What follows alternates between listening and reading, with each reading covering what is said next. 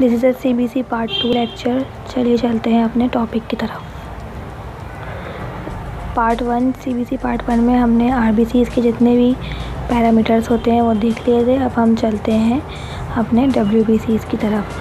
WBCs जो है वो लाइव गार्ड सेल भी कहते हैं उनको, और जब भी कोई इन्फेक्शन होता है या कोई भी फॉरेन पार्टिकल्स आपकी बॉडी में इंटर होता है तो WBC से फाइट करते हैं वो, आपकी बॉडी को इन्फेक्शन से बचाते हैं। WBCs को हम ल्यूकोसाइट्स भी कहते हैं और इसको हम ल्यूकोसाइट काउंट भी कह सकते हैं CBC टेस्ट में। इसकी नॉर्मल रेंज होती है 4000 to 11000 क्यूबिक मिलीमीटर।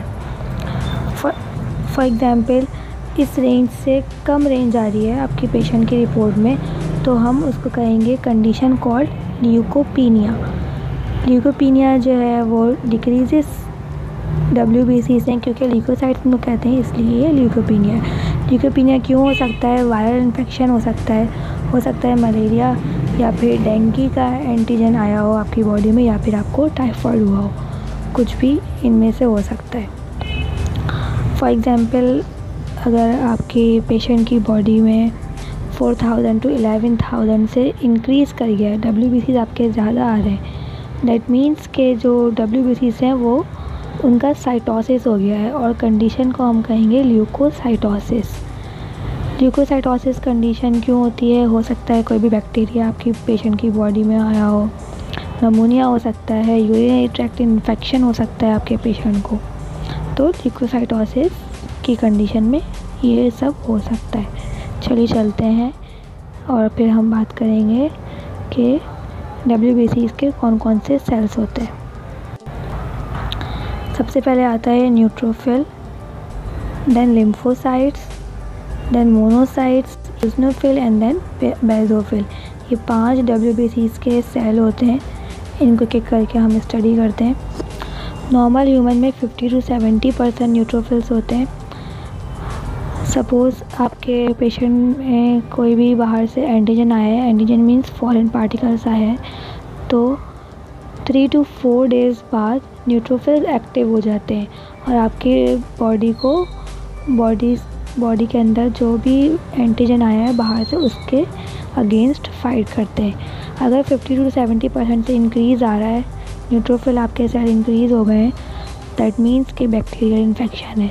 और अगर डिक्रीज़ हो रहे हैं, न्यूट्रोफिल 50% से कम आ रहे हैं, दैट मीन्स के patient might be diagnose with TB, या तो उसको टाइफाइड हो सकता है, बोन मैरो में मस्त हो सकते हैं, और उसको इम्यून डिजीज़ भी हो सकती है।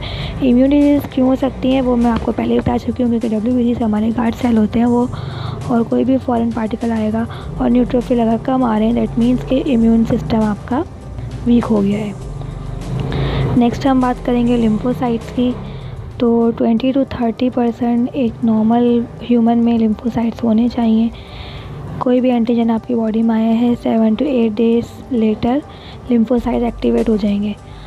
अगर लिम्फोसाइट्स की जो काउंट है वो ज़्यादा आ रहा है, दैट मीन्स कि थायराइड डिजीज़ हो सकता है, पेशेंट में भी TB हो सकता है, मॉम्स हो सकता है, या फिर माल न्यूट्रिशन यानी कि खाने की कमी भी की वजह से भी लिम्फोसाइट्स ज़्यादा आ सकते हैं।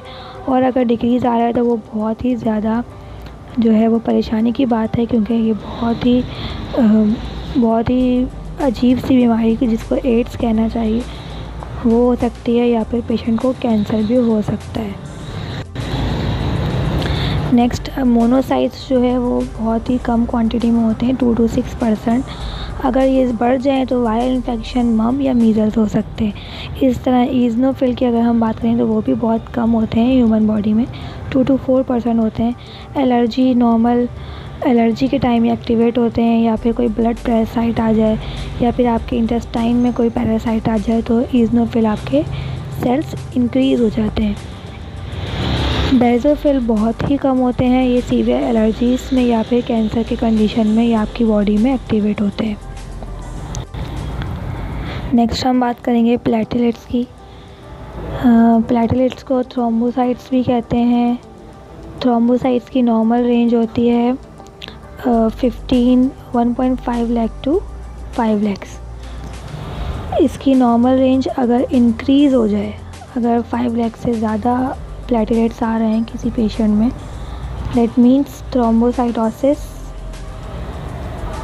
कंडीशन हो सकती है। थ्रोम्बोसाइटोसिस कंडीशन में पेशेंट में be diagnosis with haemorrhage, fracture, injury या फिर सर्जरी के बाद भी ऐसा कुछ कंडीशन हो सकता है।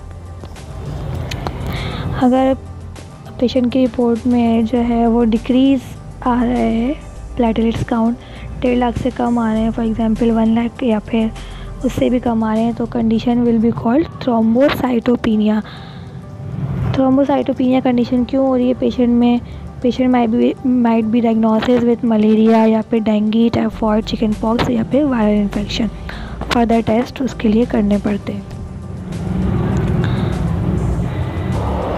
सीबीसी काउंट या फिर सीबीसी टेस्ट के लिए यही पैरामीटर्स होते हैं। हमने आरबीसीज़ के पैरामीटर्स चेक करे, देन हमने डब्ल्यूबीसीज़ के और फिर प्लेटलेट्स के। सीबीसी जो है वो बहुत ही बेसिक टेस्ट है, कुछ भी बीमारी हो उसमें आपको सीबीसी लाजमी करवाना ही पड़ता है। आज का टॉपिक यहीं पे ख़त्म करते हैं, फिर मिलेंगे किसी और नए टॉपिक के साथ। टिल देन गुड बाय, सी या।